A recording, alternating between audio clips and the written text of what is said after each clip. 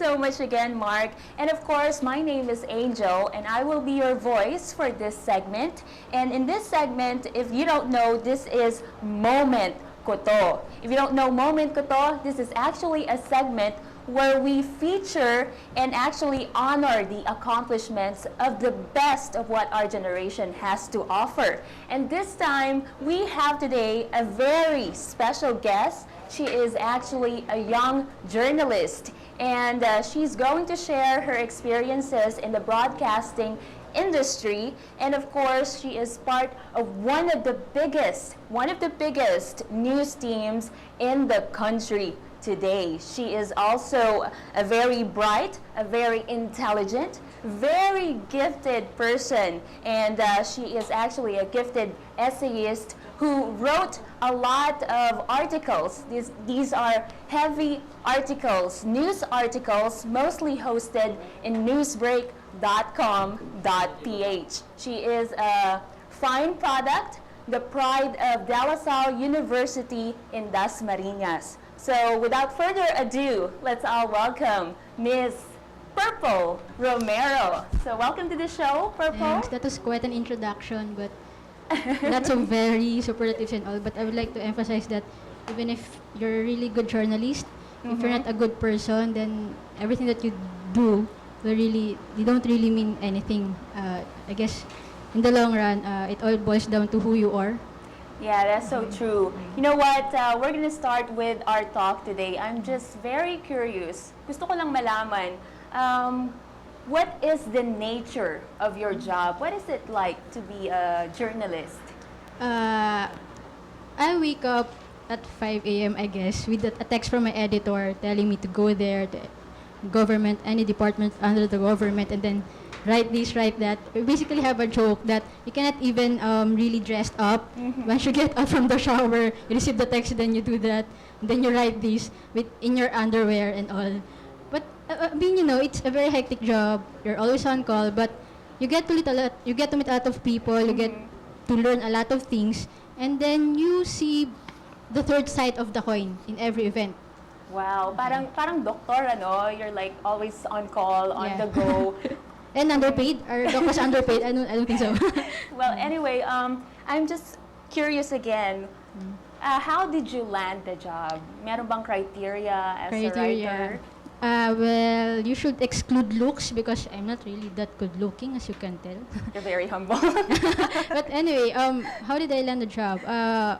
I used to be an intern here in Newsbreak. It's a news organization in investigative journalism. It's like PCIJ.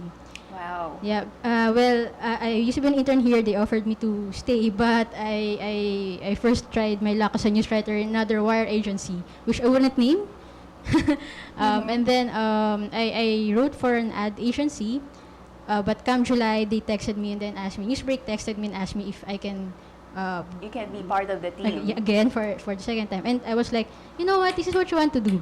Wow. No, you want to go after crooked politicians and then ignite change, real change, pass policies that really matter and all, influence in all the political processes as much as possible. So I guess I said yes, why not? Yeah. So when did you start doing this job again? When did this start? You mean in Newsbreak? Yes, in Newsbreak. Okay, just last July. So I just turned 1 year. Happy birthday to me. Is it okay if I ask your age? How old are you right now? I'm 22, but I look 18. Wow. Just kidding. Okay lang yan. Ako, 19 naman. Kailangan kasi yun. Anyway, I also want to know, kasi for some people, they've always known what they want in life. Like, it's their dream job. Let's say, for example, to become a journalist. What led you to pursue this career? Is this like your career job or your dream job, rather? I think every writer starts in this field basically because they want to express themselves. And that's not bad. Because, well, it's inherent eh. Parang gusto natin i-share kung anong meron sa atin. But I guess what drove me to do this is the fact that you go out every day, you see that disparity of life. On one side, you have these really rich people. On one side, you have these poor people. How do you balance that picture? Right. So, God gave me this talent. I think maybe it's not that big, but there's an avenue for people like me who want to write and then to, create change from this kind of avenue. So I did it. That's what led me to Okay, this. another question. Yeah. Were you a journalist back in college or back in school? Yeah, I wrote for a school paper, Heraldo Filipino, and then I was the features editor. Wow. So yeah, I fell in love with this craft way before. That's nice. And I just want to know again, what is the most memorable Most memorable. thing or experience that you've Yeah, had? sure. I wrote this story on it's an organization, the Supreme Court. They award excellent judges and members of the Supreme Court supposedly, but they accept donations from Nanding Coangco, who has like pending cases in the Supreme Court. So I wrote it, and then I asked for additional information regarding the donations that they gave. Yes. And so they wrote back, and they told me that former Supreme Court trustees told me that, why are you doing this? I would file a case of I will file a case of writ of amparo against you. Writ of Yeah. amparo is used for what? Extrajudicial killings. And I was like, did I kill That's anybody? So Okay. I think it was pretty memorable because he was pretty violent, vehement letter. Talaga na parang he was like, you, and all that. And I was like, what the? No. Okay, what? Parang sensory yun. Yeah. And anyway, one more thing. Ano yung advice na maibibigay mo just in case for those aspiring journalists and writers out there? Be always objective. You always have your advocacies, but don't bring them to the table. Because as a journalist, your role is to educate, inform the public, but not push them. I mean, you just have to remember that not necessarily a barrier, but it's just a rule, unwritten rule for you to become effective. And aside from that, write not because of the fame or the money or whatever perks, the free trips, the free food, or anything. It's just because you love it. That's why you're doing That's it. one, you love it. And remember that you have a very significant role. The media is the fourth estate of the society. That's true. It's the watchdog.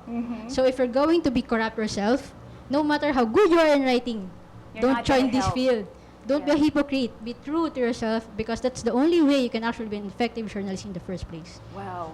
Thank you so much for that. And of course, thank you so much again for gracing our show. Thank you. I mean, Especially Moment ko to. this is a segment. groundbreaking show, I guess. So thank you, Voty Miss TV. Purple Romero, again for gracing our show. I know you have inspired a lot of people today, especially those aspiring journalists and writers out there. And of course, you too can have your moment here on Voty TV. All you have to do, just in case you want to be well-known, kung meron po kayong kakilala o kung kayo mismo, karapat-dapat na maging role model, especially po sa ating mga kabataan ngayon, ha? All you have to do is inform us. You can email us through votytv@gmail.com. That's VOTYTV@gmail.com. You know what? We are always on the lookout of those people, young people, especially the youth of today. And syempre, gusto naming malaman yung mga achievements nyo, just like Miss Purple Romero today. Syempre, thank you so much. This is it. That's it for Moment Ko To. This has been Angel. Magbabalik po kami dito lamang sa Voty TV.